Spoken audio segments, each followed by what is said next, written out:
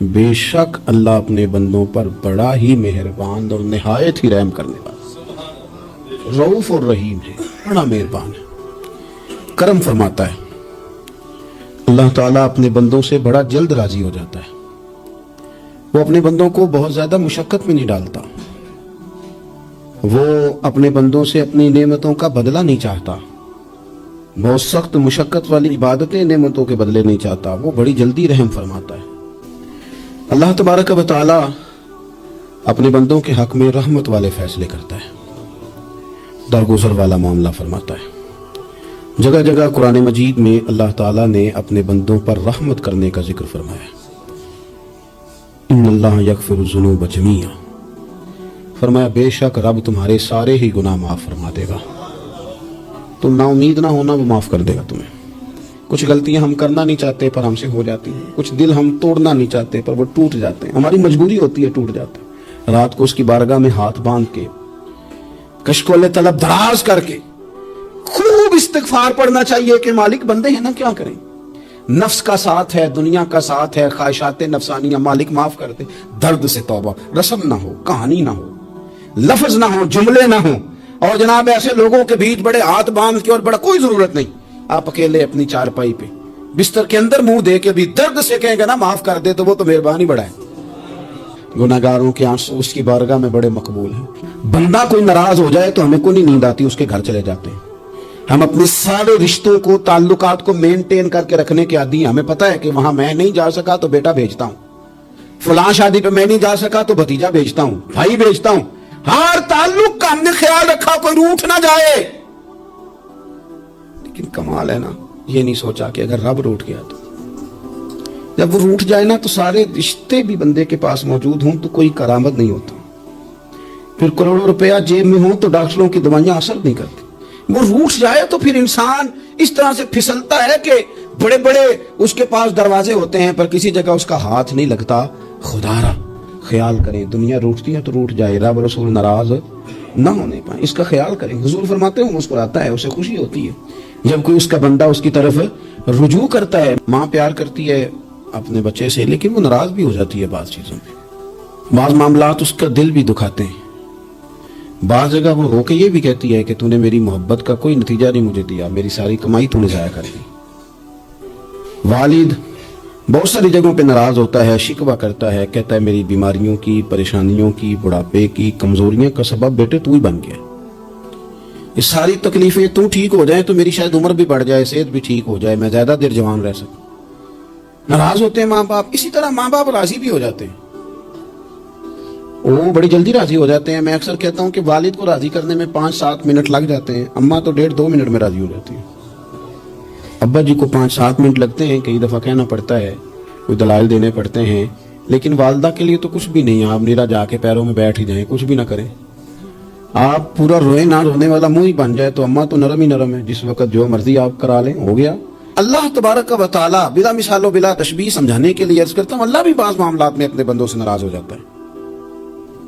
وہ کہتا ہے میں تکبر کرنے والوں کو پسند نہیں کرتا، وہ کہتا ہے فسادی پسند نہیں ہے، وہ فرماتا ہے کہ راہوں میں کجی کرنے والے پسند نہیں ہیں، وہ فرماتا ہے کہ بدعہدیاں کرو گے تو میں صبح قیامت تم سے سوالات کروں گا۔ اللہ تبارک و تعالیٰ بہت ساری چیزوں کو ناپسند کرتا ہے، ناراض ہو جاتا ہے، بلکہ نبی پاک صلی اللہ تعالی علیہ وسلم نے فرمایا تم بات کرتے کرتے کوئی ایسا جملہ بول دیتے ہو کہ رب اتنا ناراض ہوتا ہے کہ تمہیں پتہ بھی نہیں ہوتا، تمہارے لیے جہنم کا فیصلہ کر دیتا ہے۔ اس لیے پہلے تولو پھر بولو، خود اپنے لفظوں کی تو تم پہلے داری کرو نا کہ میں کیا کہہ رہا ہوں۔ کوئی ایسا جملہ، کوئی ایسی بات، وارث شاہ مان کری نہ وارثاں دا، کوئی ایسی بات نہ تمہاری زبان سے نکلے۔ اور حضور یہ بھی فرماتے ہیں کہ اس کا دوسرا پہلو بھی ہے، بعض اوقات تم بات کرتے ایسا جملہ کہتے ہو وہ اتنا راضی ہوتا ہے کہ تمہارے لیے جنت کا فیصلہ فرما دیتا۔ مسلمان کو اب یہ حکم ہے، اس ساری گفتگو کا نتیجہ یہ ہے کہ وہ اپنے جذبات پر، خیالات پر، نگاہوں پر، زبان پر، کانوں پر تھوڑی توجہ دے، بے لگام نہ بنے، بے ترتیب نہ بنے، جو طبیعت میں آئے کار نہ گزرے، تھوڑا سا نہ سوچے سمجھے اور تھوڑا سنبھل کے چلے، کبھی ان کاموں کی طرف نہ جائے جن سے رب ناراض ہو جاتا ہے، ان کاموں کی طرف بڑھے جن سے اللہ راضی ہوتا ہے۔ میرے نبی پاک صلی اللہ تعالی علیہ وآلہ وسلم نے ارشاد فرمایا، بعض احادیث میں لفظ یہ ہے کہ اللہ اپنے بندوں کو دیکھ کے مسکراتا ہے جو اس کی شان کے لائق ہے۔ جس ترتیب سے ہم مسکراتے ہیں، جس ترتیب سے ہم روتے ہیں، جس ترتیب سے ہم کسی بات کا اظہار تشکر کرتے ہیں، خدا ان باتوں سے پاک ہے۔ اب بہت ساری حدیثوں میں آیا کہ وہ مسکراتا ہے، تو کیا مطلب ہے مسکرانے کا؟ تو علماء تفسیر نے لکھا ہے مسکرانے کا مطلب یہ ہے کہ وہ بڑا ہی راضی ہوتا ہے اپنے بندے سے، بڑا راضی ہوتا ہے، یہ مطلب ہے۔ ایک تو مسکرانے کا مطلب یہ کہ وہ بڑا راضی ہو گیا، بڑا راضی ہو گیا، وہ مسکرا دیا اپنے بندے پہ۔ اور ایک اس کا معنی خود نبی پاک صلی اللہ تعالی علیہ وسلم نے بیان فرمایا۔ مسند امام احمد بن حنبل میں حدیث ہے، حضور سید عالم علیہ السلام سے صحابہ نے پوچھا، یا رسول اللہ شہید تو بڑے لوگ ہوتے ہیں، شہیدوں میں افضل کون ہے؟ تو اللہ کے حبیب علیہ الصلوۃ والسلام فرمانے لگے، وہ والا بندہ جو ڈٹ گیا تھا کافروں کے مقابلے میں، وہ ہلا نہیں، پوری طرح ڈٹ کے جو لڑا وہ شہداء میں افضل ہے۔ حضور فرماتے ہیں وہ جنت کے بالا خانوں میں سیر کرے گا اور رب اسے دیکھ کے مسکرائے گا، رب اسے دیکھ کے مسکرائے گا، اللہ تعالیٰ مسکراتا ہے اسے دیکھ کے۔ اور اگلے جملے میں حضور نے وضاحت کر دی، فرمایا جب رب دنیا میں کسی پر مسکراتا ہے نا تو اس کا معنی یہ ہے کہ قیامت میں پھر اللہ اسے حساب کوئی نہیں لے گا۔ جس پر اللہ دنیا میں مسکرا دیا اس سے کوئی حساب، تو وہ کام ڈھونڈنے چاہیے نا جسے اللہ مسکرائے۔ ویسے کبھی ہم ایسا کرتے ہیں کہ نہیں کہ کسی کو راضی کیا جائے؟ یہ کام ہم کرتے ہیں کہ ہماری کمپنی کا جو سربراہ ہے وہ ہم سے راضی رہے، جس ادارے میں ہم پڑھاتے ہیں اس ادارے کا بڑا ہم سے راضی رہے، یہ کرتے ہیں ہم۔ اس کے لیے کچھ نہ کچھ ہیلے بہانے ہم کرتے ہیں، برادری، قبیلہ، علاقہ، بستی، لوگ کسی طریقے سے ہمارے ساتھ مطمئن رہے، کرتے ہیں نا یہ سارے کام۔ اس میں تھوڑی مشکل بھی ہمیں آتی ہے لیکن کرتے ہیں، کیا کریں؟ گھر میں بھی کئی دفعہ ایسا ماحول بنانا پڑتا ہے۔ چلیں ایک اور میٹھی مثال دیتے ہیں، زیادہ سمجھ میں آئے گی۔ چھوٹا بچہ خوش رہے، آپ اس کے لیے محنت نہیں کرتے، وہ چھوٹا ہے اس کو خوش کرنا فرض ہے ابا پہ، لیکن وہ کہتا ہے کہ میں نے موٹر سائیکل لینا ہے، چھوٹا ہے چلا ہی نہیں پائے گا، تو ابا پھر اسے راضی کرتا ہے، کہتا ہے بیٹے چھوٹا سائیکل لے لے، چل میں تجھے اڑانے والا جہاز لے دیتا ہوں۔ مقصود کیا ہے کہ اس کو ناراض نہیں کرنا، یہ روئے نہ، اس کا دل نہ ٹوٹے۔ ہو یارو سنو نا میں کیا کہہ رہا ہوں، اگر چھوٹے بچے کے لیے وہ چیزیں ڈھونڈتے ہو، میرے ابا جی نا اپنے نواسے کے لیے کھلونا لے کے آئے تو بچہ بڑا ہی کھیلا، تو ابا جی کہنے لگے لو پیسے پورے ہو گئے میرے، بچے کو پسند بڑا ہے نا، پیسے پورے کر چھڑے نہیں، دیکھو نا جی کتنا اس کو راضی ہوا ہے۔ تو انسان کیا کرتا ہے کہ کوشش کرتا ہے چھوٹا بچہ بھی ناراض نہ ہو، تو وہ چیزیں وہ ڈھونڈتا ہے کہ اس کو کیا پسند ہے، چاکلیٹ لے جاؤں، فلاں چیز لے جاؤں، آئس کریم لے جاؤں۔ تو ایک بچے کے لیے، گھر کے لیے، سربراہ کے لیے اتنی محنت کرتے ہو، تو وہ کام بھی ہمیں ڈھونڈ کے تلاش کرنے چاہیے نا جسے رب راضی ہوتا ہے، اللہ راضی ہوتا ہے۔ بتاؤں وہ کون کون سے کام ہیں؟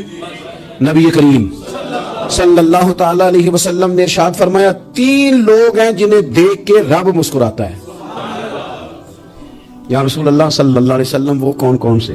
تو محبوب فرمانے لگے ایک وہ بندہ ساری مخلوق سوئی ہے، آدھی رات ہے، رات کا پچھلا پہر ہے، اس نے اٹھ کے وضو کر لیا، مصلی پہ کھڑا ہو گیا خدا کی یاد میں، فرمایا اسے دیکھ کے رب مسکراتا ہے جو اس کی شان کے لائق ہے، مسکراتا ہے اللہ۔ یہ تو سونے کا ٹائم تھا، یہ تو گہری نیند آنے کا وقت تھا، رات کا پچھلا پہر، رات پوے تے بے درداں نو نیند پیاری آوے، تے درد منداں نو یاد سجن دی سوتیاں بھی آن جگاوے، اور ساون کی کالی راتوں میں جب بوندا باندی ہوتی ہے، وہ راتوں کو اٹھ اٹھ روتے ہیں جب خلقت ساری سوتی ہے، اللہ مسکراتا ہے۔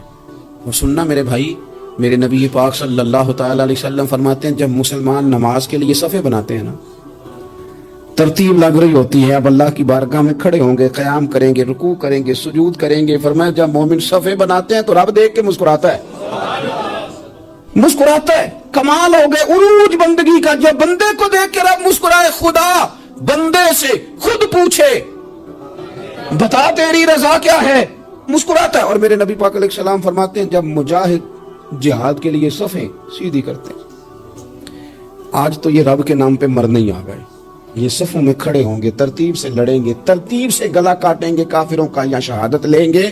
فرمایا جب جہاد کے لوگ صفیں بناتے ہیں تو رب انہیں دیکھ کے مسکراتا ہے۔ کتنے نصیبوں والا وہ بندہ ہے جسے دیکھ کے مسکرا دیا۔ او یار کبھی تیرا بیٹا تیرے سامنے مسکرائے نا چھوٹا، تو تیرا دل باغ باغ ہو جاتا ہے۔ تیری ماں بیمار کسی ایک دن صحیح طرح ہنس پڑے تو طبیعت خوش ہو جاتی۔ مجھے بتاؤ نا جس کا رب بھی اسے دیکھ کے ہنس پڑے، جو اس کی شان کے لائق ہے، کیا اس بندے کے نصیبے ہیں, کیا اس کے مقدر ہیں. آپ اس مقام پر اپنے آپ کو لائیں. اب دیکھیں نا, یہ حدیث آپ نے سن لی, اب ہم نے نا اس طرح صفحے نہیں بنانے جس طرح ساری دنیا, اب ذرا صفحے بھی شوق سے بنائیں گے. آپ ذرا تھوڑا سا شوق پیدا کریں گے, بھئی یہ تو میں وہ کام کرنے لگا ہوں جسے دیکھ کے رب مسکراتا ہے. نبی پاک صلی اللہ علیہ وسلم نے فرمایا جب کوئی بندہ توبہ کرتا ہے نا, ہم توبہ کا رٹا لگاتے ہیں, یا اللہ میری توبہ, یا اللہ. اور توبہ کا تو مطلب یہ ہے کہ پچھلے گناہوں سے پکی توبہ, آج کے بعد یہ غلطی نہ کرنے کا پکا وعدہ. تو نے ساری شب برات رو کے گزاری ہے, بتا سویرے جھوٹ جوڑنے کا ارادہ ہے تیرا, آج کے بعد رشوت تو نہیں نہ لے گا, ملاوٹ تو نہیں نہ کرے گا, یہ توبہ ہے. اور اگر سارے کام اسی طرح کرنے تو پھر یہ توبہ کا رٹا ہے, تو جتنا مرضی لگاؤ. حضرت علی بن ربیعہ رضی اللہ تعالیٰ عنہ فرماتے میں مولا علی کے ساتھ تھا, مقام حرہ کی طرف جا رہے تھے, حضرت علی نے ہاتھ اٹھا کے دعا مانگی ہماری تعلیم کے لیے, ورنہ حضرت علی ہم صحابہ کو محفوظ عن الخطا تو مانتے ہیں نا. ہاتھ اٹھا کے کہا اے اللہ ہمارے گناہ بخش دے, تیرے علاوہ کوئی معاف کرنے والا نہیں. اور پھر حضرت علی آسمان کی طرف دیکھا, اور دیکھ کے نا حضرت علی بن ربیعہ کو تو مسکرائے. حضرت علی بن ربیعہ کہنے لگے حضور مسکرائے کیوں ہو؟ فرمانے لگے ایک دن میں حضور کے ساتھ اسی طرح آیا تھا, اسی طرح حضور نے دعا فرمائی تھی ہماری تعلیم کے لیے, اور پھر حضور مجھے دیکھ کے مسکرائے تھے اور فرمایا جب کوئی بندہ رب کی بارگاہ میں اس طرح استغفار کرتا ہے تو رب مسکراتا ہے, اور مسکرا کے فرماتا دیکھ لو میرے بندوں کو پتا ہے کہ میرے علاوہ معاف کرنے والا کوئی نہیں. انہیں پتا ہے, تم اس کی بارگاہ میں رجوع تو لاؤ, آؤ تو صحیح توبہ آنسو لے کر. اقبال کہتے ہیں کہ موتی سمجھ کے شان کریمی نے چن لیا, قطرے دو گرے میرے ار کے انفعال کے, دو میں نے آنسو بہائے تھے تو اس کے کرم نے تو موتی سمجھ کے چن لی. میرے نبی پاک صلی اللہ علیہ وسلم مثال دیتے ہیں, فرمایا ایک آدمی صحرا میں جا رہا, صحابہ سے حضور خطاب کر رہے ہیں, فرمایا ایک آدمی صحرا میں جا رہا تھا, اس نے اپنی اونٹنی پہ کھانا پانی پیسے ہر چیز رکھی ہوئی تھی. صحرا تھا بہت بڑا, درمیان صحرا کے گیا تو تھوڑا سا سستانے کے لیے آرام کرنے کے لیے اونٹنی سے نیچے اترا. اب اس نے اونٹنی کی لگام اونٹنی کی نکیل اپنے سرہانے کے نیچے رکھی, ہاتھ کے ساتھ پکڑی اور سو گیا. تھوڑی ہی دیر کے بعد جب اس کی آنکھ کھلی تو دیکھا اونٹنی غائب ہے. صحرا میں وہ پیدل نہ آگے جا سکتا ہے نہ پیچھے جا سکتا ہے, نہ دائیں نہ بائیں, کھانے کو روٹی نہیں, پینے کو پانی کا قطرہ نہیں, تھوڑا ادھر بھاگا ادھر بھاگا.